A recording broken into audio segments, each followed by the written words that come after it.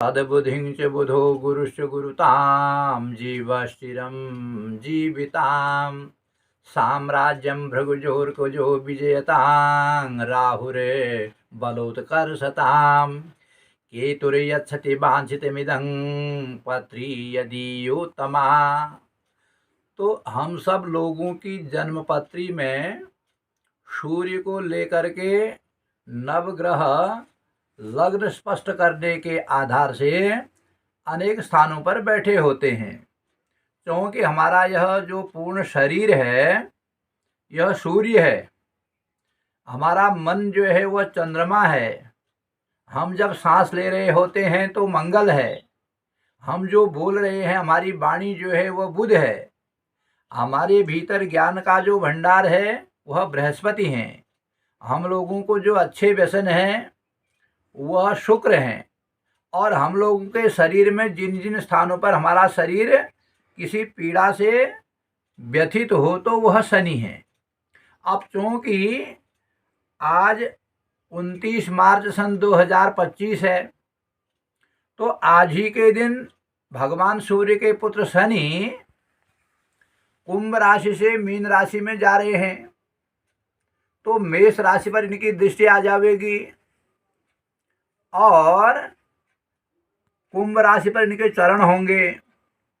तो इसलिए जब शनि मेष राशि में आते हैं तो मेष राशि के स्वामी मंगल हैं, तो मेष राशि वालों को या मेष राशि के जातकों को चाहिए कि वह शनिवार के दिन सुंदर कांड का यथोचित पाठ करें, जिससे शनि की जो दृष्टि उनके भीतर होगी, जिस दृष्टि के आधार से वह व्यथित होंगे वह दूर हो जाएगी। इसी तरह वृष राशि वालों को ओम नमो भगवते वासुदेवाय इस मंत्र को यदि जपेंगे तो शनि की बाधा से रहित हो जाएंगे, शनि उनको लाभ देंगे, सुख देंगे, शांति देंगे। इसी तरह मिथुन राशि वालों को नवारण मंत्र का जाप करना चाहिए, क्योंकि देवी के 9 अक्षरों का मंत्र है ओम ऐं ह्रीं क्लीं चामुंडा ये विच्चे। तो यह 9 अक्षरों का जो नवारण मंत्र है ये 8 सिद्धि देगा और 9 निधि से जापकों के चित्त को प्रसन्न रख देगा। इसी तरह कर्क राशि के जातकों को चाहिए कि ओम श्री सत्यदेवाय नमः भगवान सत्यनारायण के इस मंत्र का जाप करें, और सिंह राशि के जातकों में जिनमें ढैया चल रही है उनको चाहिए कि ओम संग शनैश्चराय नमः इस मंत्र का 23,000 बार जप करें पूरे समय की अवधि तक। और कन्या राशि में इस समय वर्तमान में केतु बैठे हैं, तो इसलिए केतु की शांति के निमित्त में महामृत्युंजय का जाप करना चाहिए। इसी तरह वृश्चिक राशि के जातकों को जो है उनको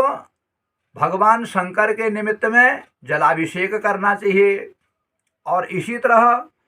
धन राशि के जातकों को पीपल पर जल सिंचन भी करना चाहिए, दिया बत्ती भी जलानी चाहिए।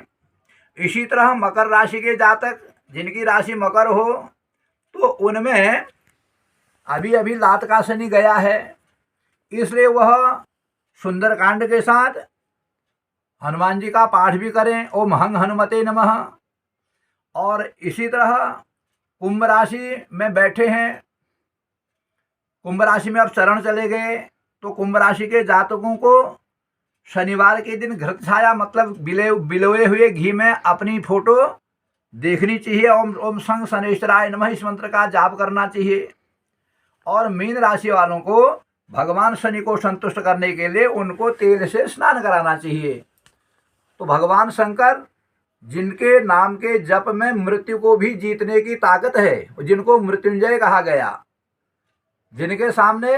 धर्मराज सूर्यपुत्र यम भी नतमस्तक होते हैं, तो उन भगवान बागनाथ जी की शरण में जा करके जो वहाँ जलाभिषेक करता हो, दिया जलाता हो, भैरव जी के निमित्त में खिचड़ी का दान करता हो, वृक्षराज पीपल में जल सींचता हो, पवित्र सरयू के जल से भगवान महादेव पर जलाभिषेक करता हो, तो उन व्यक्तियों को, उन जातकों को शनि की बाधा कष्ट नहीं पहुंचाती, क्योंकि शनि को पीपल प्रिय है, शनि को हनुमान जी प्रिय हैं, शनि को शिव के ऊपर जलाभिषेक प्रिय है, शनि को घृत छाया प्रिय है। तो जितने भी ग्रह हैं उनमें सबसे दयालु सूर्य भगवान के पुत्र शनि ही हैं। वह हर किसी राशि में अपनी आँखों को बंद करके चलते हैं। उनको पता है कि मेरी नज़र में जो भी जातक आवेगा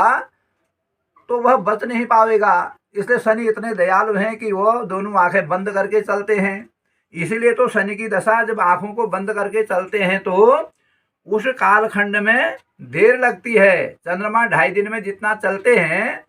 शनि को उतना ही चलने में 2.5 साल लग जाते हैं। सूर्य को 1 महीना लग जाता है, बृहस्पति को 1 वर्ष लगता है, कभी कभी शुक्र और मंगल भी 6, 7, 8 महीने के लिए आ जाते हैं। इसी तरह राहु और केतु 18 महीने तक रहते हैं। तो आशय यह है कि भगवान के नाम में, मृत्युंजय भगवान के नाम में, भुवनेश्वरी भगवती शिवा के निमित्त में नवरात्रि का व्रत करने के पश्चात जो हम अखंड दिया जलाते हैं, देवी का घट स्थापित करते हैं और अम्बा के निमित्त में चंडिका पाठ का वाचन करते हैं, देवी को स्तुति के मंत्रों के द्वारा प्रसन्न करते हैं, भोग लगाते हैं और अष्टमी की रात्रि को जागरण करते हैं और 10वीं को कन्या पूजन के साथ ही अपने व्रत को तोड़ते हैं। तो इसके प्रभाव से शनि की बाधा हम सब और आप तक नहीं आती है। तो उसके पश्चात ये सारे नवग्रह अपने भक्तों को याद करने वाले भक्तों के ऊपर अपनी कृपा की दृष्टि से सुंदर अमृतमयी वृष्टि करते हैं, जिससे घर खुशहाल रहता है, परिसंपन्न रहता है, शरीर सुखी रहता है, विचारों में सतोगुण प्रधान रहता है, क्रोध दूर हो जाता है, अहंकार नष्ट हो जाता है, अज्ञान का जो अंधकार है वो दूर हो जाता है। तो जीवन में ये नवग्रह हमारे जीवन को संचालित करते हैं। इन्हीं को लेकर के सौर मंडल में जो भी घटनाएं होती हैं उसका प्रभाव हमारे शरीर पर पड़ता है। इसलिए ब्रह्मा मुरारी त्रिपुरांतकारी भानु शशि भूमि सुतो बुधश्च गुरुश्च शुक्रश्च शनि राहु केतवः कुर्वन्तु सर्वे मम सुप्रभातम। तो ये हमारे दिन की शुरुआत ही अच्छे से करते हैं, मध्याह्न काल को भी अच्छे से ही परिसंपन्न करते हैं और सायंकाल एवं निद्रा काल को भी बहुत सुख से संतोष से हमारे उस समय को यापन करते हैं। तो इसलिए यह अम्बा की जो नवरात्रि की जो पूजा होगी, व्रत होंगे, अनुष्ठान होंगे, यज्ञ होंगे या उनके निमित्त में जो हवन होंगे, उससे प्रकृति के सारे रोग शोक कष्ट सब दुख दारिद्र दूर हो जाएंगे। क्योंकि माँ भुवनेश्वरी भगवती शिवा की कृपा से ही ब्रह्मा जी को ताकत मिलती है कि वह सृष्टि को रचने की ताकत रखते हैं और भगवान विष्णु को भी ताकत मिलती है तभी पाल सकते हैं। भगवान शंकर को भी संहार करने की ताकत रहती है तभी संहार कर सकते हैं। सूर्य को इतनी ऊर्जा सहन करने की क्षमता होती है, पृथ्वी को इतनी भार सहन करने की क्षमता होती है, समुद्र को इतनी जल राशि को अपने में समेटने की क्षमता होती है। तो ऐसी अनंत कोटि ब्रह्मांड नायिका भगवती शिवा के निमित्त में प्रथम नवरात्र से 10 नवरात्रि तक अगर हम व्रत करते हैं, अनुष्ठान करते हैं, देवी की कथा सुनते हैं, महात्म्य सुनते हैं, उनका पूजन करते हैं, उनको भोग लगाते हैं, उनके निमित्त में ब्राह्मणों से पाठ का वाचन करवाते हैं, कन्याओं का पूजन करवाते हैं, गाय को ग्रास दिलवाते हैं, भोग दिलवाते हैं, कौवे को बलि देते हैं, तो यह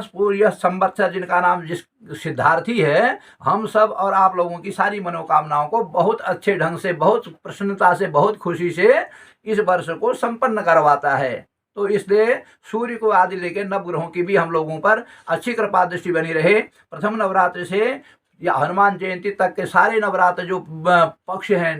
नवरात्र का, उस नवरात्र के पक्ष में सारे देवी देवता हम सब लोगों पर प्रसन्न हुए, हमारी द्वारी की हुई पूजा को ग्रहण करें, हमको आशीर्वाद से अभिषिक्त करें। तो इसी मंगलमयी कामना के साथ जो है नवरात्रियों की ढेर सारी शुभकामनाएं और